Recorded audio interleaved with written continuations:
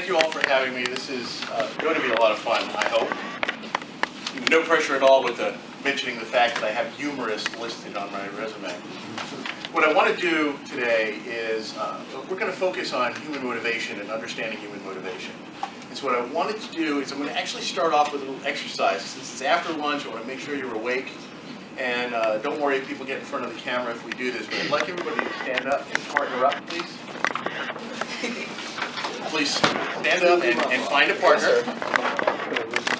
I want you to decide between you and you on the phone there. I know you're not here and can't actually see what's going on, but you can do this too. Get somebody nearby you and partner up with them. And what I want you to do is you each decide, and I don't care how you do this, one of you will be partner A and one of you will be partner B. And you go ahead and decide who that's going to be and all that. So if you all decided now that we have everybody have a partner. All right. Partner A, raise your hand. All right, here's what I want you to do. I want you to make a fist. All right. Now, when I say go, partner B, I want you to open partner A's fist. Ready? Go. Stop. Let's have some fair play and turn this around, right? Partner B, you make a fist. And when I say go, partner A, you try to open partner B's fist. Ready? Go. Right, stop. Cracking knuckles, somebody yelling out. Sit down. Wow. That's what I took. Violent. Okay, who was successful? Was anybody successful at opening their partner's fist? Duh. You were. You both were. How did you do it? You just opened it. She wasn't resisting. Okay. Sir, you raised your hand. How did you succeed? Squeeze your hand. Brute force, right? Who else was successful? How did you do? Distraction! This is great. Well, let me ask you something. Did anybody ever think to simply ask them to open their hand? But she told me no. But at least you tried. I did. The rest of us, what went wrong? So what went wrong here is, I said the word a zillion times, I said partner. And as soon as I said go, you became opponents. You tried to motivate your partner to do what you wanted them to do. But you didn't necessarily communicate to them what it is you wanted.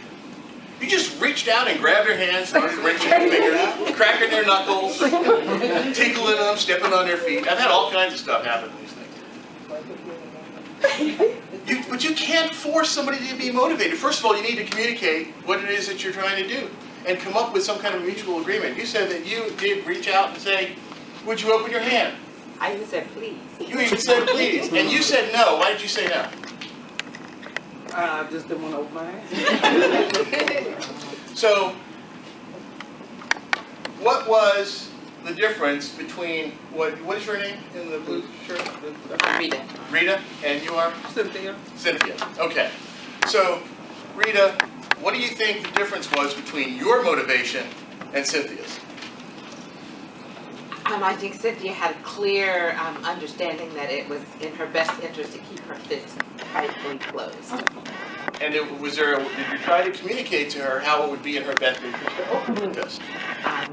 I would have if I'd had just a couple more seconds.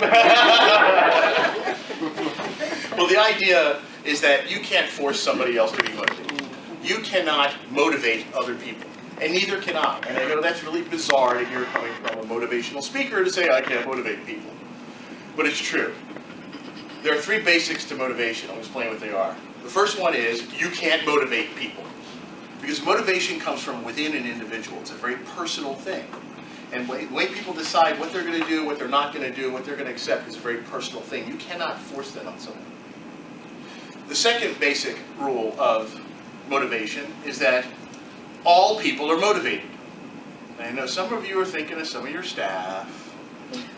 may not seem to be quite so motivated. I see somebody looking around at other people going, I don't know about that guy being so motivated. But I will guarantee you everybody's motivated. They're just not necessarily motivated to do what you want them to do. And then the third basic is that people do things for their own reasons and not for yours. So to kind of illustrate this a little bit, I'm going to show you how different people really can be. Mike, what kind of music do you prefer? Well, eclectic, because my preference would be soul. Soul. But you like a little bit of everything. Everything. Sir, how about you? Probably punk rock. Punk rock. Would you have imagined that? No. He's a headbanger over here. I love it. Rita, how about you? Country and Western. Country and Western? Yes, I grew up on it. I love it. How about you? Jazz. Jazz. I'm a jazz and blues guy myself. We all like different kinds of music. But I'll tell you right now, we all listen to the same radio station. It's a very eclectic radio station, and everything plays through it. It is WIIFM. You have to say that in a radio voice. WIIFM. What's in it for me? What's in it for me? Exactly. I was Miles saying. And there's a true leader right there. She gives the credit where it came from. I love it. Yes, that's exactly what it is. It stands for what's in it for me. And that's what we do. Everything we do, we filter through this radio station. And we are deciding what we're going to listen to. WIIFM, all me, all the time, only the hits. You're doing that to me right now. You're sitting here going, what does this fat Italian guy standing up in the front of the room have to say that's of any value to me? And you're making that value judgment to try to determine if there's anything for you here. And you do this to your boss, and you do this to your kids, and you do this to everybody. Everything you're listening to, all the commercials that are being thrown at you and through the media, all these things, you are filtering through WIIF. Everybody has a different way of filtering out information, and they're trying to pick out what it is that's important to them.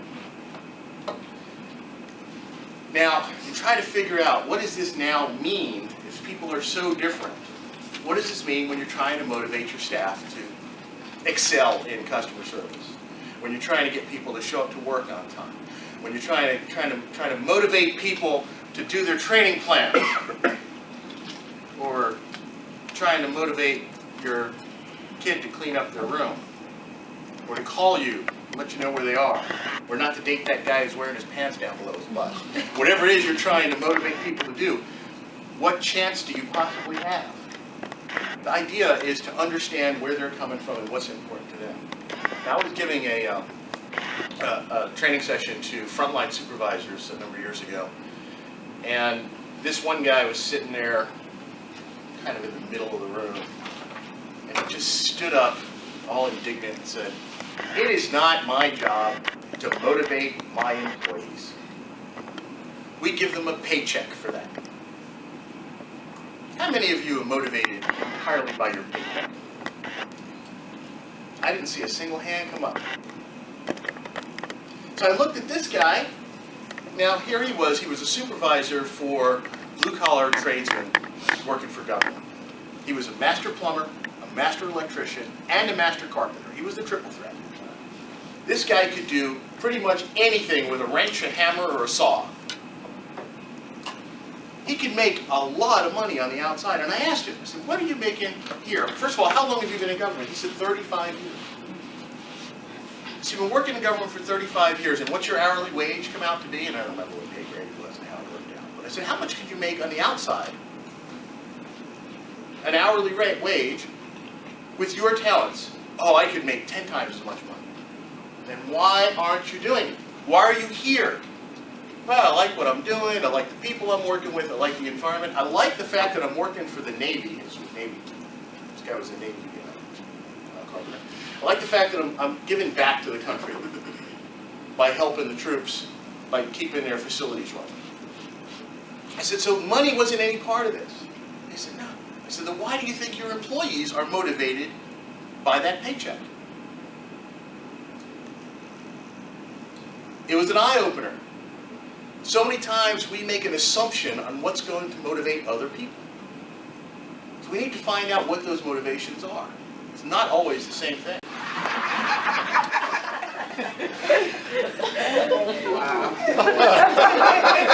But we have to, part of life and part of our ability to get through life, and even in helping us to motivate other people, is being able to laugh with them. And so laughter is a big part of this. If we can laugh with each other, not at each other. I'm not laughing at you, I'm laughing near you.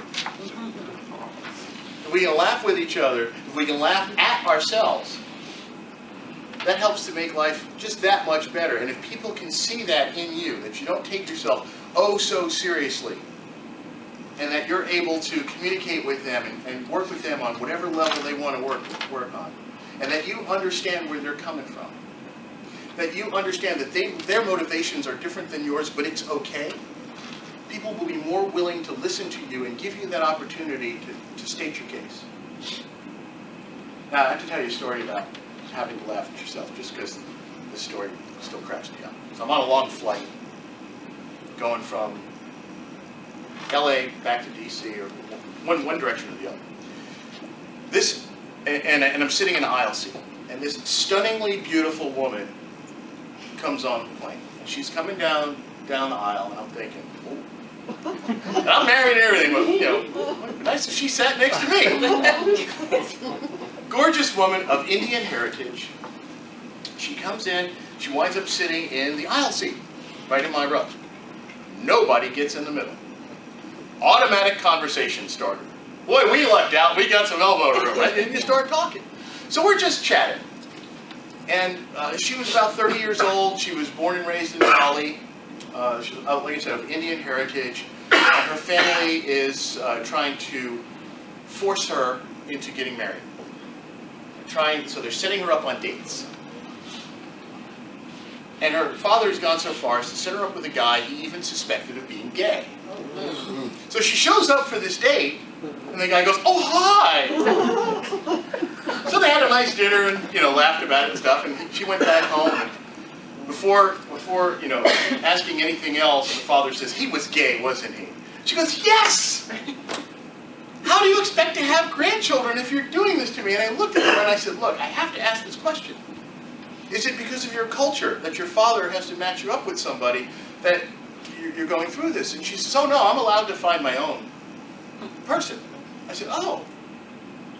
I said, "Well, I have to say, you're really stunning. I'm surprised. They're not knocking your doors down." She goes, "Oh no, you don't understand. I'm really very shy. I won't talk to men." Well, you've been sitting here talking to me for about 4.5 hours. And she goes, "Yeah, but if you were some young, good-looking guy I was interested in, I'd never be able to talk to you." So what's the first thing I did when we landed? I called my wife and told her the whole story. She goes, "That's my hubby." Sometimes we don't want to be known as safe. We want to be a little bit dangerous. Not that we were going to carry out anything, but it's nice to be thought of as just a little bit of a threat. But you have to, some people would have been devastated. She was devastated when she realized what she said. She goes, "Oh no, I didn't mean it like that." And I loved it. I said, "I want to tell that story forever." So anyway, that's what I wanted to impress upon you.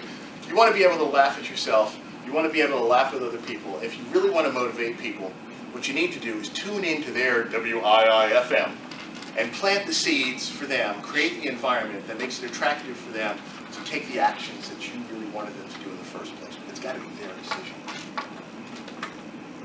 One thing I want to ask you to do when you leave this and any of your other leadership group meetings that you have is to remember one thing. I don't care what it is. Just remember something. Take some piece of what you've learned, keep it and make it part of yourself.